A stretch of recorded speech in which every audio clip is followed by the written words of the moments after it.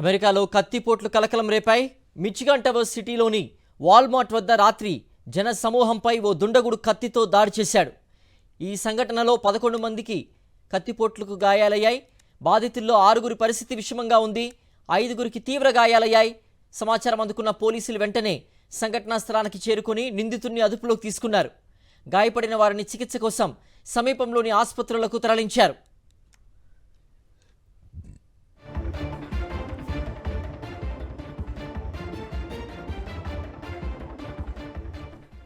అమెరికాలో కత్తిపోట్లు కలకలం రేపాయి. Michigan towers సిటీలోని వాల్మార్ట్ వద్ద రాత్రి జన సమూహంపై ఓ దుండగుడు కత్తితో దాడి చేశాడు. ఈ సంఘటనలో 11 మంది కత్తిపోట్లకు గురయ్యారు. బాధితుల్లో 6గురి పరిస్థితి విషమంగా ఉంది. 5గురికి తీవ్ర గాయాలయ్యాయి.